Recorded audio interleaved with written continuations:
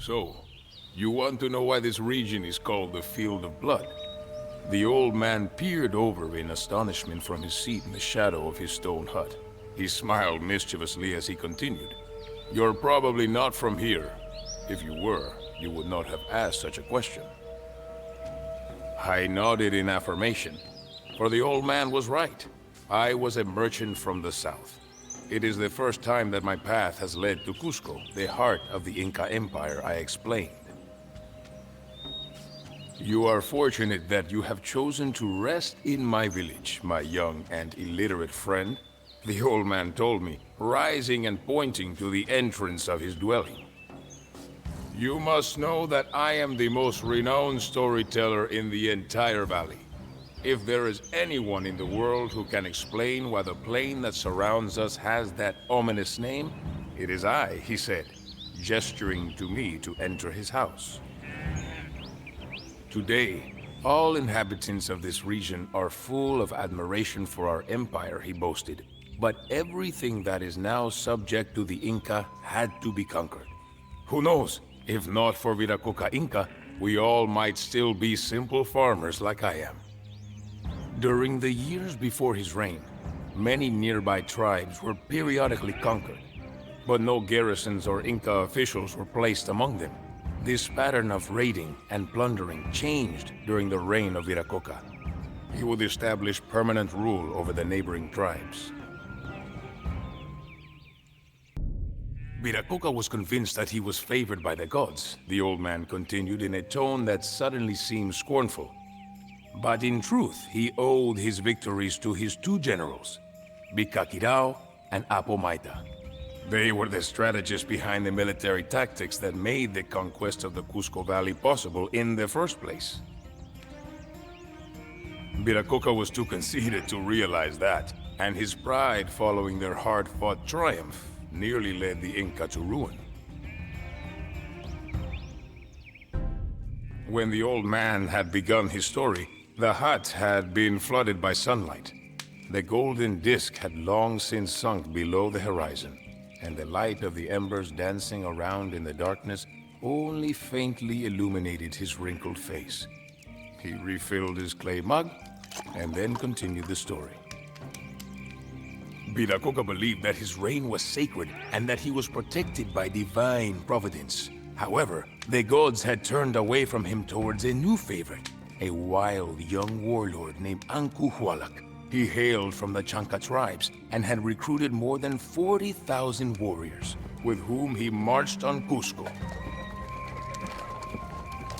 The inhabitants were sure that their beloved ruler would remain strong and drive out the invaders. Sadly, Viracocha had grown old, and fear had infected his heart. Together with Urku, his favorite son, he fled, abandoning his people to their fate. Not all of Viracocha's sons were as cowardly as their father. Kusi Yupanqui refused to follow his aged father, and instead took command of the defense.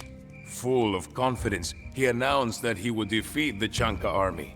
However, the few soldiers remaining in the city could not be impressed by bold words, as Kusi Yupanqui had no military experience to justify his claim.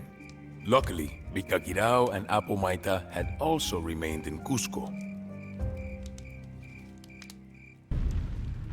I was captivated by the words of the old man.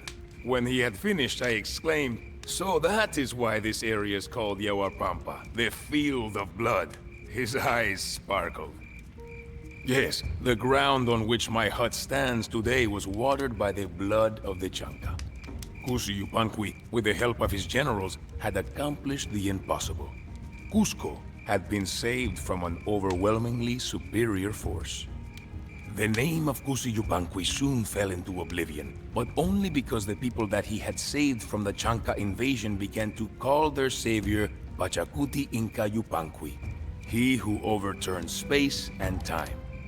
Now, there were also those who wished immediately to rid themselves of the victorious hero. His own family, driven by jealousy, began to conspire against him. The moon had risen, but sleep was far from my mind. I hung on the words of the old man who did not seem the least bit tired. It was as if the more he talked about Pachacuti, the livelier he became.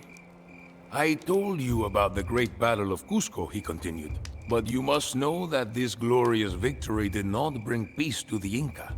On the contrary, a civil war broke out. For the success of his son filled Pachacuti's father with envy. Viracocha still wished for his son Urcu to become king of the Inca, although everyone could see that Pachacuti was far more capable. After all, it was he who defended Cusco, the holy city, while Urcu had fled into the mountains along with Viracocha. Although Viracocha had grown old and died a bitter man shortly thereafter, Urcu did not intend to yield. He entrenched himself in Calas, a mountain fortress, and proclaimed himself Sapa Inca, supreme ruler. Of course, the thought of coming to terms with his treacherous brother did not once cross Pachacuti's mind. Gathering his warriors, he led them to Calas to eliminate Urcu once and for all. The old man sneered as he described the end of Urcu, who was slain in battle. For the Inca, the end of Urcu was a blessing, he told me. For it left Pachacuti the undisputed ruler, and it showed that he was not only a valiant warlord, but also a prudent king. Having refurnished the Temple of the Sun, he turned to rebuilding the entire city of Cusco. He also built fortresses, palaces, roads, and temples throughout the country. In addition, he issued wise decrees beyond count and led his kingdom into a golden age. I still believe that the people were right to hail Pachacuti as Son of the Sun, for he had once again led the Incas out of the darkness. The stories of Pachacuti and his followers fascinated me, so it filled me with joy when my host laid down his mug and continued. Clearly, his story was far from over. Pachacuti knew that the Inca would never live in peace if their greatest rivals, the Chanca, remained powerful. In any case, he had a score to settle with Ancuhualac, who had nearly succeeded in conquering Cusco. Pachacuti sent his troops north to occupy Huamancarpa, the Falcon's Tent, capital of the Chanca. Once again, he tasked Vicakirao and Apomaita, who remained at his side during the civil war, with the command of the army. Fueled by panic, the Chanca began to organize their defense, for it was now their turn to be hunted. The winds had shifted.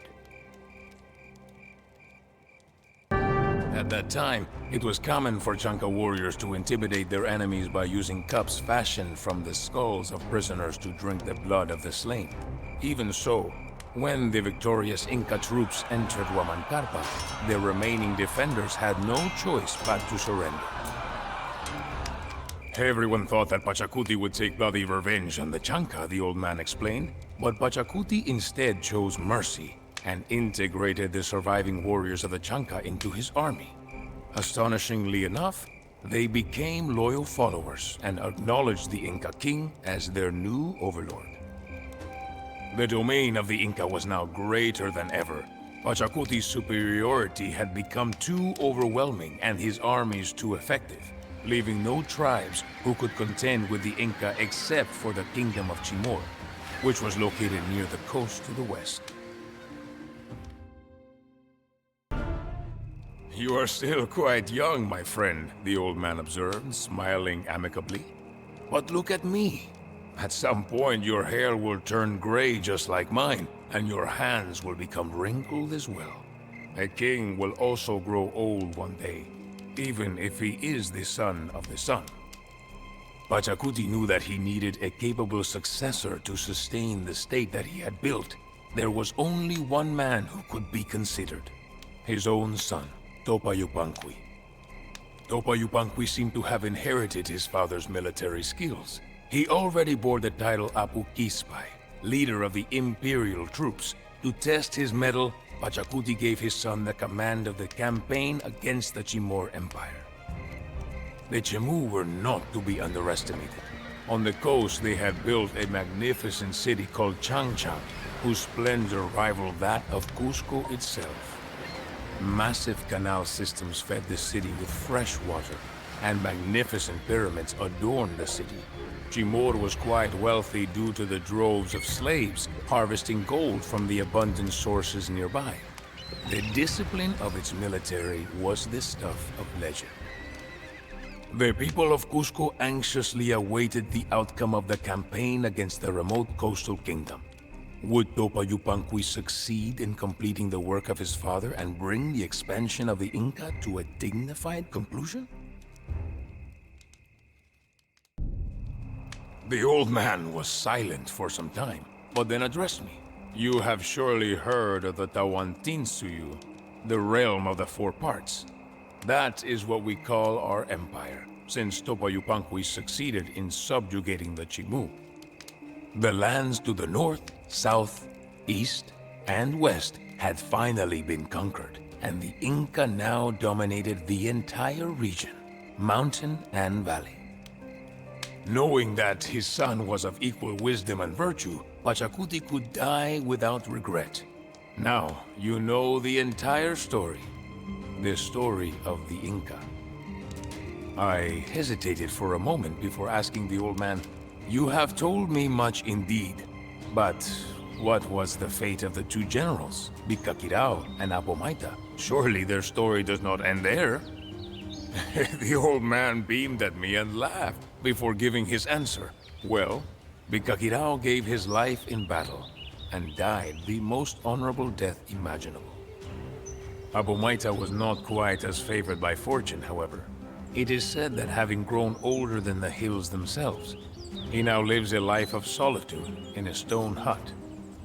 From time to time, you might find him telling inquisitive travelers tales of bygone times that are so fantastic that they seem almost difficult to believe.